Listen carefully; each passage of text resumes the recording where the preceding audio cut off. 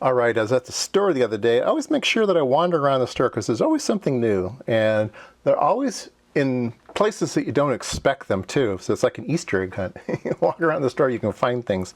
Anyway, these were over in the section that has test leads, like oscilloscope probes and banana jacks and things like that. Anyway, these were there, and I don't know why, but they are a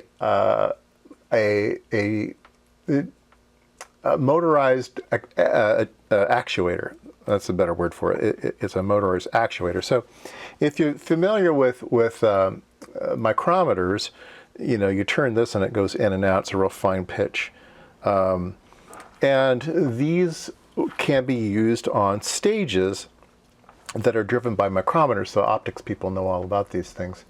And so it has a nice little steel bearing at the front to run the actuator, and it has some things and it has no markings at all, so there's absolutely no manufacturer for this thing at all. Looked all through it, and I cannot find a manufacturer. So they have a what looks like a high rose connector or something on it. I'm going to see if I can find the mating part for these. It's a 6-pin, and yeah, this might be really hard to come by and might be expensive, so I might just be snipping this off and using it without the connector.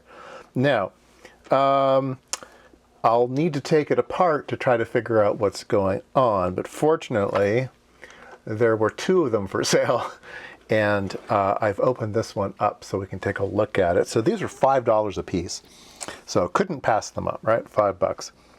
So let's take a look inside this one without destroying my little pile of things over here. Make sure I don't destroy those. Okay, so inside we're going to have to come down farther.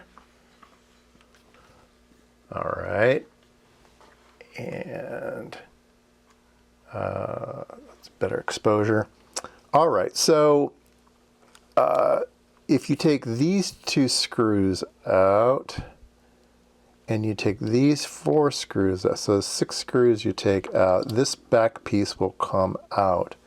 All right, now the back little plate here has 2 limit switches, okay? So forward limit switch and a reverse limit switch. That accounts for 4 of the wires.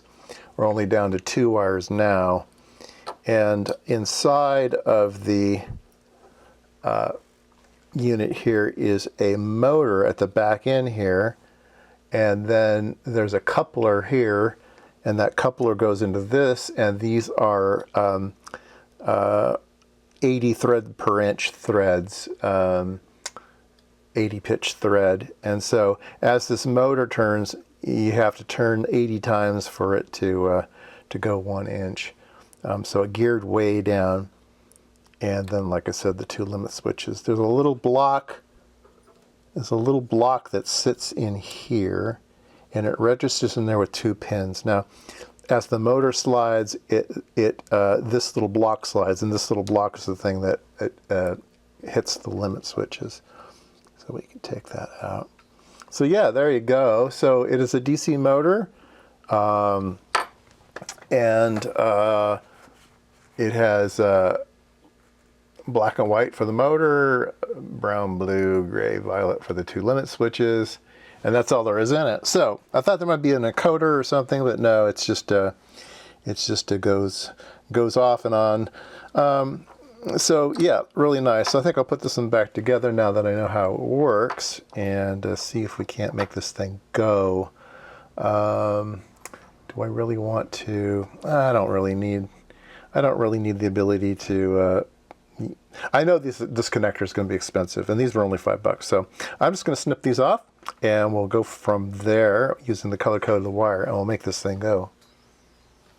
All right, I don't know the voltage of this little motor, but I'm guessing it's maybe 6 volt or maybe higher, but let's start at 6 volts. So the black wire and the white wire. Let's see if it goes. Sure does. You see it turn? No, you probably can't. Maybe you can hear it. Goes that way.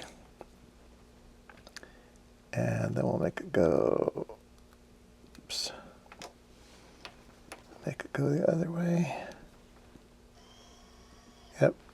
So it goes back and forth, and I'm sure the limit switches work. So I guess that's all I need. I do have a thought of where to use this, and maybe we'll give it a try. And I'll leave that for a project to do on the channel.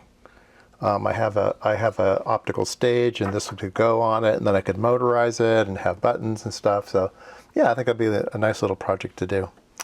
So there you go. $5 times 2, well spent. I know what they are. I know how to make them work. Don't know exactly the voltage of this thing, but we can play around with it. That didn't seem like maybe it was full torque. So maybe they're a higher voltage motor, or maybe this is just what they do. Maybe they're 12-volt motor, but 10, 9, who knows? I don't know how. I don't have any data at all on these motors, so I'm just going to have to run it for a while and see what I think is what's good and I'm comfortable with.